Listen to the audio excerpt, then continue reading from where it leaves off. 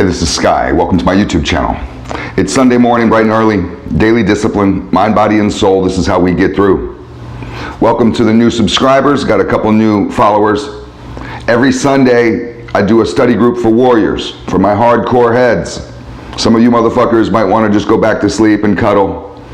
Some people have been up already for a while doing a mind, body, and soul program. If you don't know what a program is, contact me and I'll put you on one. Let's just get right into it. I have a bunch to talk about. The first thing that I wrote down was sink or swim. You've all heard that before, sink or swim. Maybe your father taught you how to swim by just throwing you into the river and letting you flop around. I don't know if people do that anymore. That's kind of an old school thing. But there's a lot in life to where we're just thrown into it. And some people really don't like the sink or swim idea. Some people, it takes a long time for them to get started. I used to be this way. I would have to have a period of feeling out, of learning. I would go through a little learning curve. And I would start off on the sidelines, just watching. Real timid and reserved and withdrawn. And then when I felt comfortable, I would jump into the mix of things. When I felt like, okay, I could do this. Now, that has worked for me in some scenarios, but I've missed a lot of opportunities. Oh my God, and it's so sad when you can watch an opportunity go by. And you're like, well, I could have had that, but I waited too long. I could have waited to start my motorcycle shop. People told me to wait. You're not ready yet. You don't really know a lot about bikes. You're not born on a motorcycle. Some of you motherfuckers brag about this shit. I've been riding since I was 4. Not me. Not me. I started late. And everybody told me about a whole list of things that I should do as far as preparation. Things that would delay my starting. Delay it by years, decades even.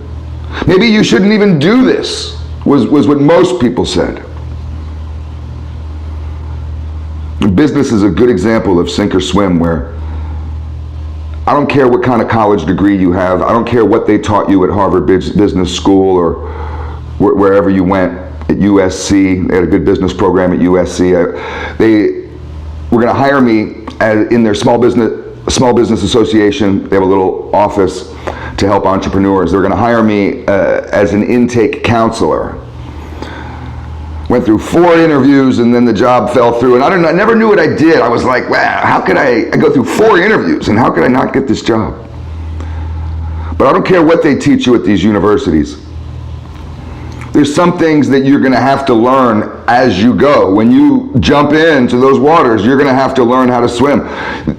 They're not going to prepare you for most of what you're going to go through in business. They're not going to prepare you for that in school. And you're going to say, like every business student says, they didn't teach us this in school. Well, you're going to have to learn today.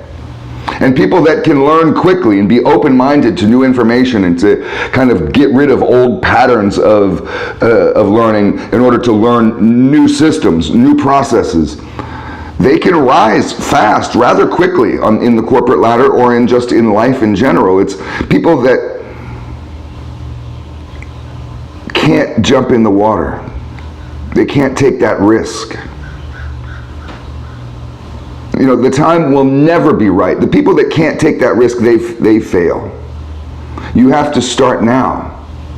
You have to just jump in and see what happens and learn. And yeah, you're gonna get hurt. You're gonna suffer. You're gonna go through hard times. With my business, I started it earlier than people would have liked me to. I had people telling me, no, wait.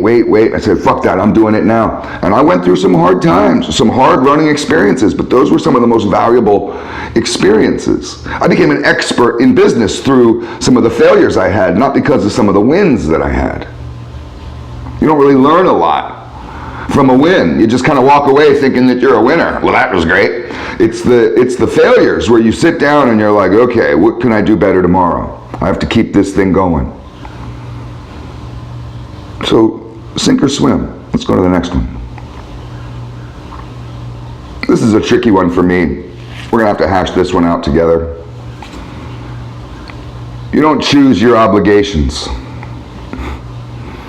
You don't choose your obligations. Your obligations are there, and it doesn't matter what you want. There's certain things you have to do. You have obligations, simple maintenance chores like cleaning your house or paying your bills. You have to do that shit. You may not want to, but you have to.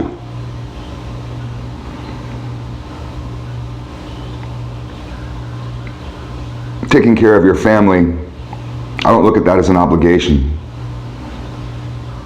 You don't have to do it. You're a fucking weak bitch if you don't. You're a loser if you don't. But you get to choose certain things, but the obligations you don't get to choose. It doesn't matter what you want. It's about your destiny. It's chosen for you.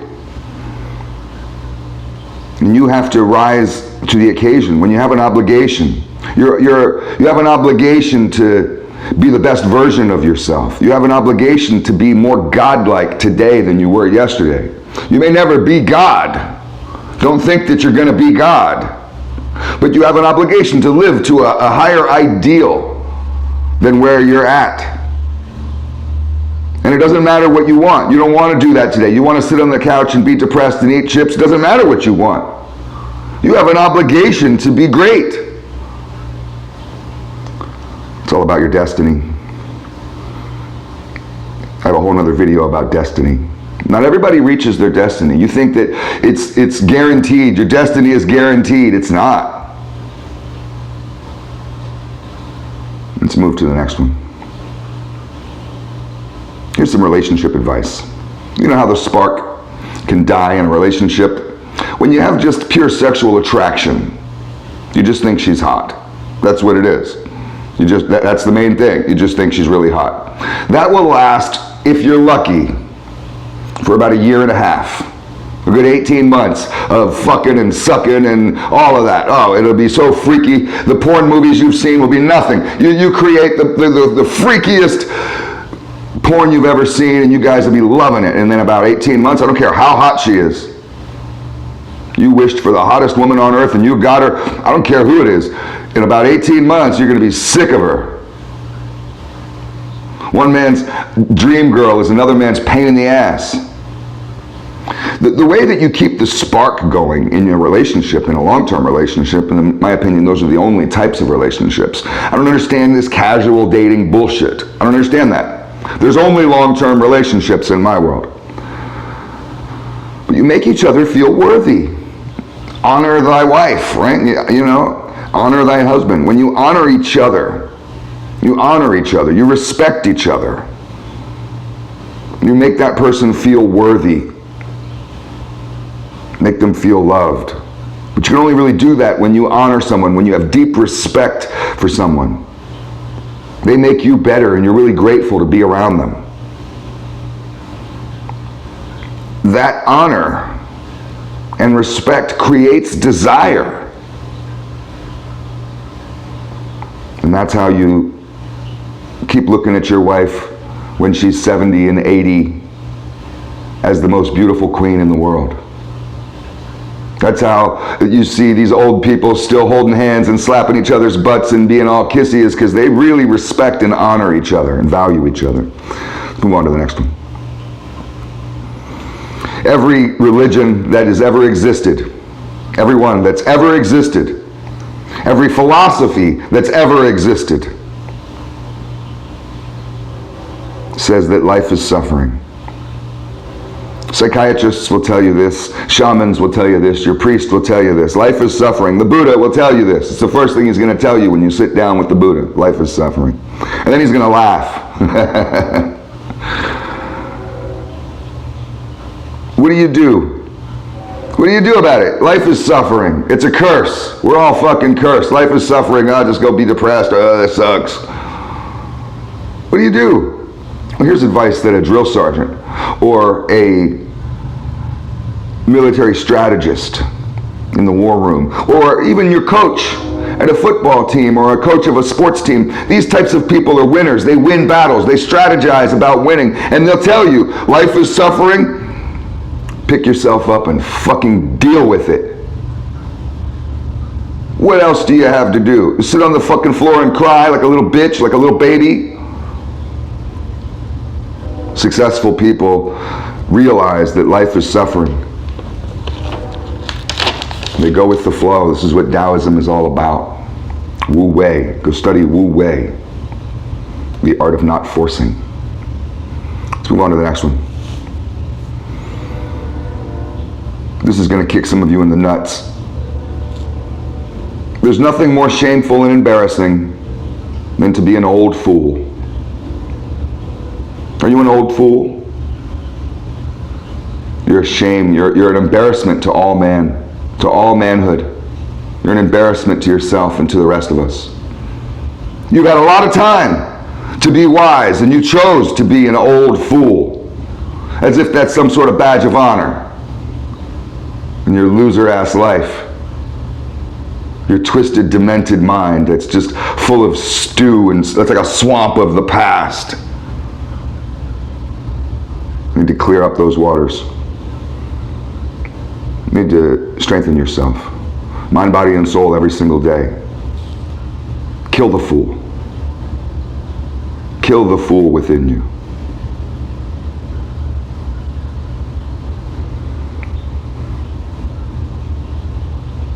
This is going to be a hard one for some of you to get. Let's see if we can hash it out. Stop being who you had to be and start being who you're supposed to be. I'll read that again. Stop being who you had to be. That person that you had to be. I had to be this way. Life made me this way. The streets made me this way. Prison made me this way. That bitch made me this way. I had to be this way. Stop being that person. Stop being that person. That person is not serving you in the future. That past weak version of yourself with the poor coping mechanisms from all your trauma, that person is not serving you. Be who you are supposed to be. It's time to meet your destiny of greatness. Be who you're supposed to be. The strength that you've always wished for, the success that you've always wished for has always been there for you. You just have to reach out. You have to change your coping mechanisms. And outlook is everything. I could put two people through a grueling workout. One person with a weak mentality who doesn't know how to embrace suffering, doesn't have that right outlook on suffering, will experience that workout as trauma, as torture, as a Holocaust. He's trying to kill me.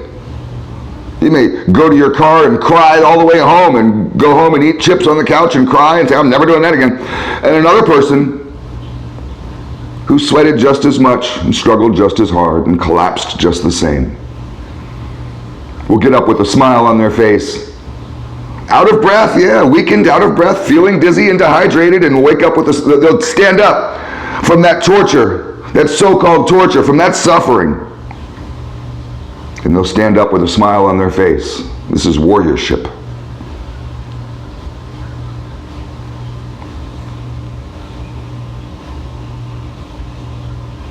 Bottom line,